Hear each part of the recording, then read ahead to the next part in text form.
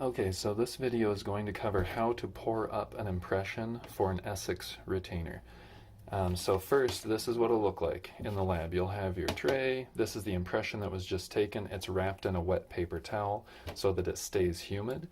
The reason you do that is so that the alginate stays nice and stable. If it gets dry, it will shrink, and then the impression or the cast that results from the pour up will be inaccurate. So it should be wrapped up and set impression down so water doesn't pool in there. If water pools in there, it absorbs that water and then swells, and again the cast is inaccurate. So this is what you'll have.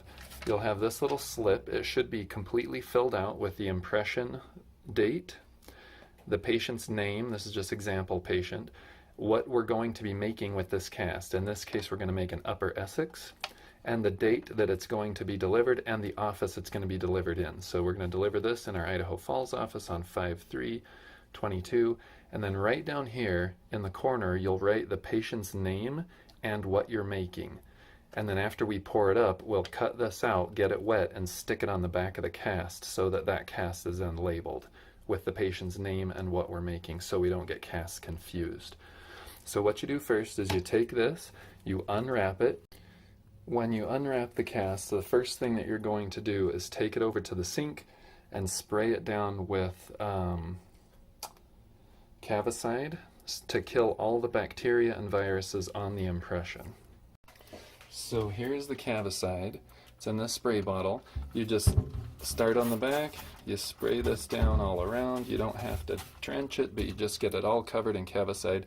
Then I just set it in the sink, and you want to let it soak for 30 seconds. After that 30 seconds, you rinse it off with water really well and get all of the Cavicide out of there. Then you flick the water out, and then you'll proceed to snip out the interproximal parts. And then if this is a kid, you skip this step. If it's an adult and you see all of these like knife edge margins right in here, what you'll do is you'll take a Weingart and you'll snip those out. The way you do that is you take your Weingart and you put it in here flush up against these teeth like that, and then you just close the plier and pull sideways, and it will snip that out of there. Right up against the teeth, you close the jaws and it snips it right out of there. And you just go tooth by tooth and just take that little piece out of there. Now you do this because if you don't, there's going to be big undercuts between those teeth and the cast, and the Essix tray is going to lock on and be very difficult for the patient to take in and out of their mouth. So if you snip these out before you pour it up, those undercuts fill in with stone and you don't have that issue. So you'll go around on all the facials all the way around and give them a good little snip. Now you're not digging these pliers into the alginate, the tips of them. You're putting it flush up against the facial surfaces of the teeth, and then you're closing the jaws. And it's just snipping out that little bit that sticks out between the teeth, that undercut. And you'll do it on the facial and on the lingual. You come around like this. Once all the interproximal little undercuts have been snipped out with the Weingart, it'll look something like this. And then you rinse it out in the sink to rinse out any little bits that are hanging out that came off your pliers and stuff. So it should look something like this without those knife edge margins. Now remember, you only snip it out if it's an adult. If it's a kid, don't do that because their teeth aren't fully erupted, like their gums haven't pulled back enough to make those undercuts, and you need all the retention you can get. But for an adult, it's too much retention and you got to snip these out. So after you snip those out, you rinse it out really good, and then you get ready to pour it up. To pour it up, you'll get about as much stone as you think you'll need, the same amount that would fill this impression up to the top. And then if you are not super confident, you want to mix this with straight water from the sink. Once you get good at pouring them up, you'll mix it up with what's called slurry water, which we keep in these Tide containers.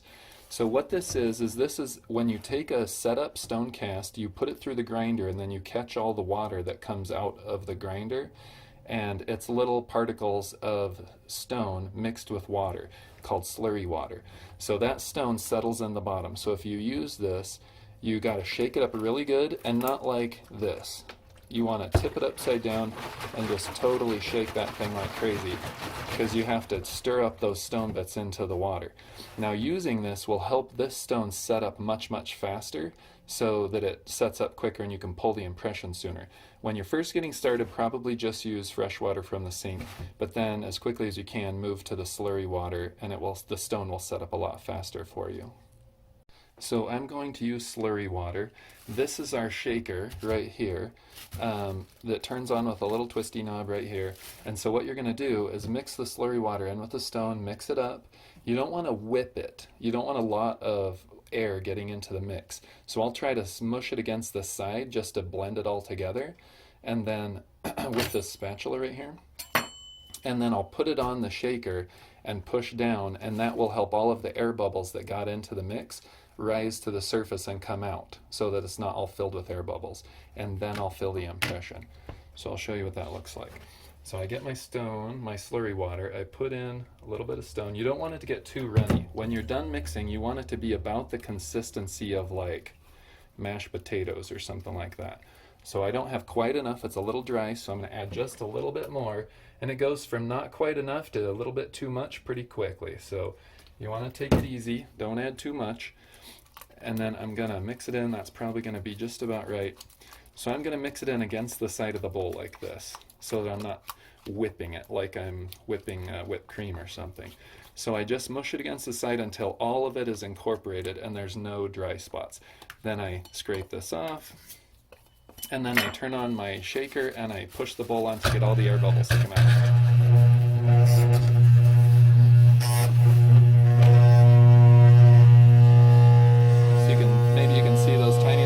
Rising up.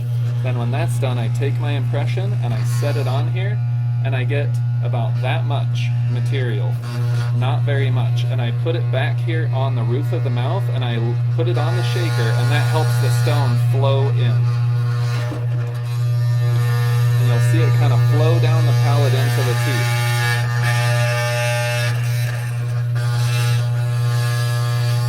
And then I keep adding on the back side there, and just let it flow into the teeth. So what you're going for when you pour up the impression is you do not want to catch bubbles in the impressions of the teeth. That is the most important thing. So you've got the tooth, let's say this is the impression of the tooth. You need to put material on the palate and let it run down like this, so that it fills that space from the bottom up like this.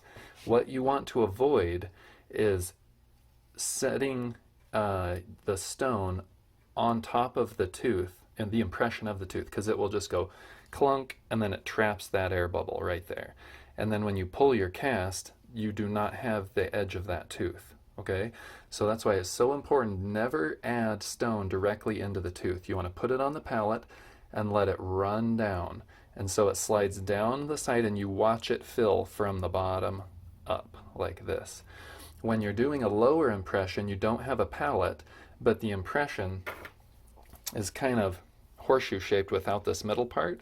And so you just add it in right here on the side of the tooth in the back, because the back teeth are wider and they're harder to capture a bubble, so that's good.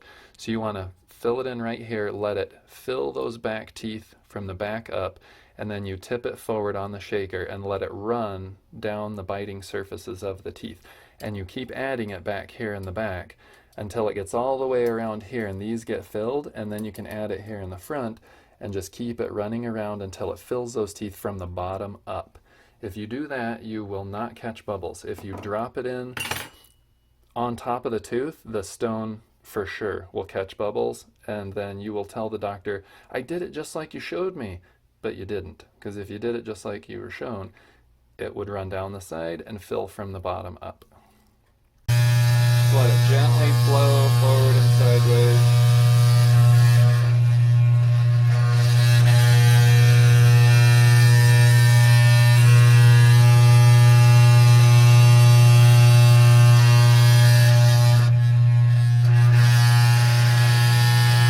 Let this flow on, and because I use the slurry water, it's setting up relatively quickly.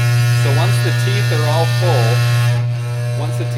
then I can take this and wipe it on, and try not to catch bubbles between what you're adding and what's already on there. So you set it on here in the back, and then I kind of spread it forward to prevent catching any bubbles between what I just added and what I already have on there. Now, because this is an Essix, I want to take this middle part of the palette out. So once I get it all added on the way I want it, so I've got this fill. You don't want this crazy tall, okay? You just want it pretty much level. And I'm going to scrape off this extra over here on the side. Get that pretty smoothed out, and then I just take this spatula and I put it in the middle and just scrape out the middle of the palette.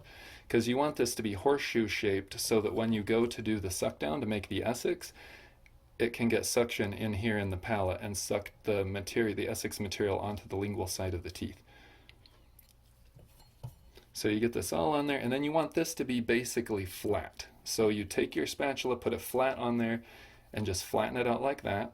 And then you take this that you had put their name on, and I'll take a little knife, and I'll just slice that out real quick, and I get it wet. Get it completely wet, and then I stick it onto this cast before it has time to set up. And I kind of dab it down.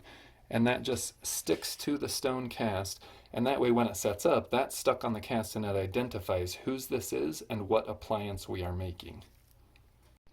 Now, before the stone gets hard, you can take this opportunity to kind of clean up the edges.